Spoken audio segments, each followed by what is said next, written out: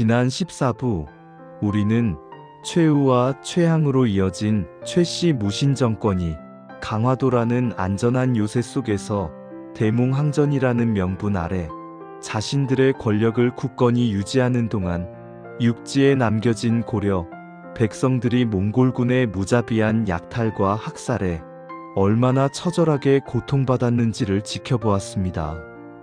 오직 자신들의 권력을 위한 항전이었을까요? 아니면 나라를 지키기 위한 고육지책이었을까요? 하지만 아무리 강력한 권력이라도 영원할 수는 없는 법. 강화도에 갇혀 육지의 참상을 외면했던 최씨 정권에게도 마침내 몰락의 그림자가 드리우기 시작했습니다. 그리고 그 종말은 피로 얼룩진 새로운 선택을 강요했고 모두가 몽골에게 굴복할 때 한 무리가 외쳤습니다. 우리는 절대 물러서지 않는다. 끝까지 싸우리라. 오늘 우리는 약 60년간 고려를 지배했던 최씨 무신 정권의 종말, 몽골의 압력 속에 내려진 개경환도라는 고통스러운 결정, 그리고 삼별초가 이 결정을 거부하고 일으킨 마지막 저항의 서막을 추적합니다.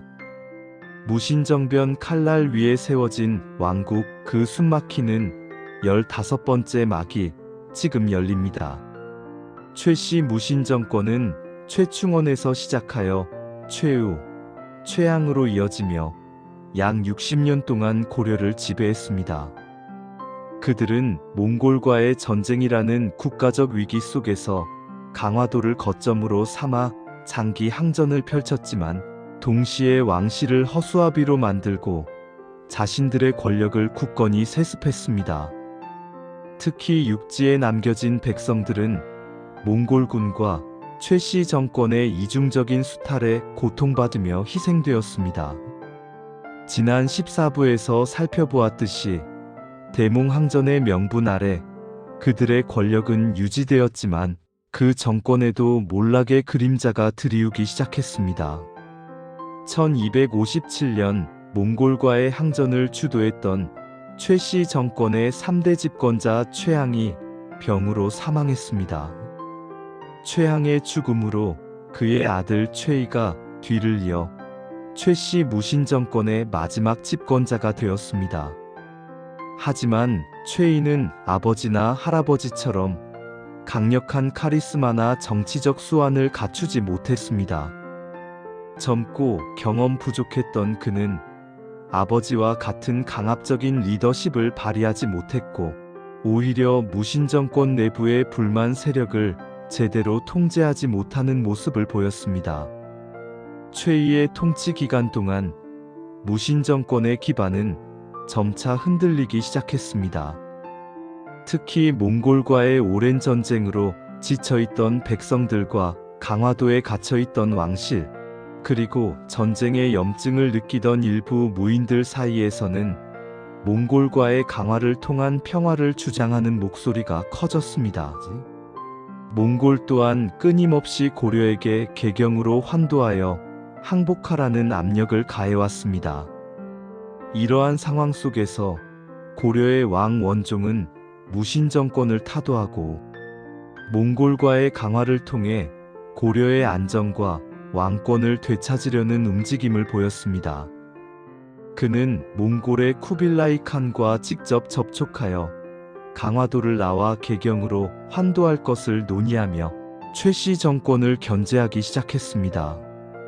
최이는 왕의 이러한 움직임과 몽골과의 강화를 반대하며 여전히 무력으로 정권을 유지하려 했습니다. 그러나 이미 무신정권 내부에서는 최씨 가문의 독재에 대한 반발과 불만이 팽배해 있었습니다. 결국 1258년 9월 약 60년간 고려를 지배했던 최씨 무신정권은 예고 없이 찾아온 칼날에 의해 허무하게 막을 내렸습니다. 최이는 김준, 이면 등 무신정변의 주역들 중 한 명이었던 정중부의 간호 출신인 무인들에 의해 살해당했습니다. 이들은 최씨 정권의 독재에 염증을 느끼고 있었고 몽골과의 강화라는 명분 아래 최이를 제거하기로 결심했습니다. 이로써 고려는 무신정변 이후 약 60년간 이어졌던 최씨 정권의 시대를 끝내고 새로운 국면을 맞이하게 되었습니다. 최씨 정권이 몰락한 후 왕 원종은 즉시 몽골과의 강화를 추진했습니다.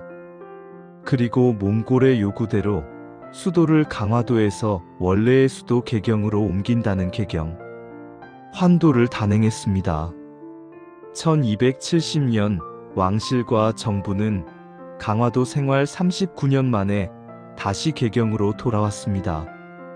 이는 몽골과의 전쟁을 공식적으로 종결하고 몽골의 간섭을 받아들이겠다는 상징적인 행위였습니다.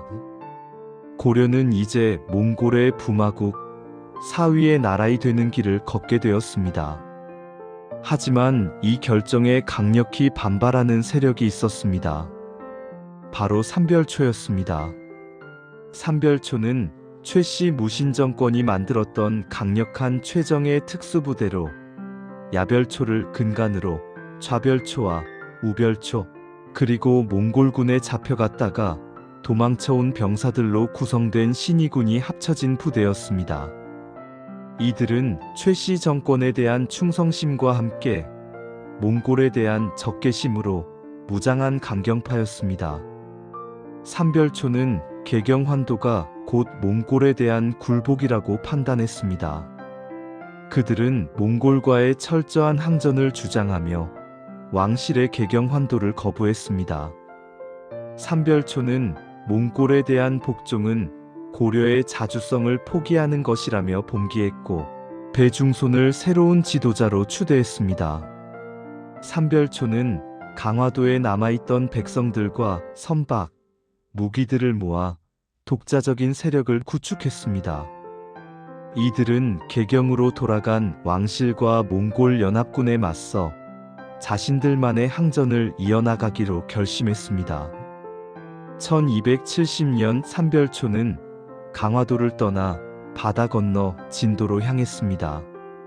진도는 강화도처럼 육지와 떨어져 있어 방어가 용이하고 물자와 인력 확보에도 유리한 거점이었습니다. 삼별초는 진도에서 새로운 정권을 수립하고 몽골과 고려, 정부군에 맞선 최후의 저항을 시작했습니다.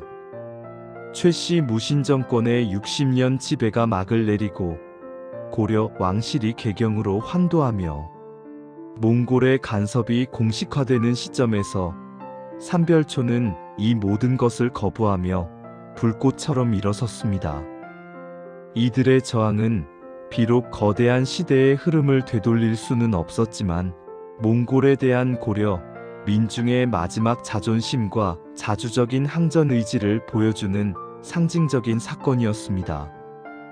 강화도에서 진도, 그리고 제주도로 이어지는 삼별초의 항쟁은 고려 역사의 마지막 불꽃처럼 타오르는 비장한 서사로 기록될 것입니다. 무신정변 칼날 위에 세워진 왕국은 이제 삼별초의 처절하고 고독한 마지막 저항을 본격적으로 그려나갈 것입니다.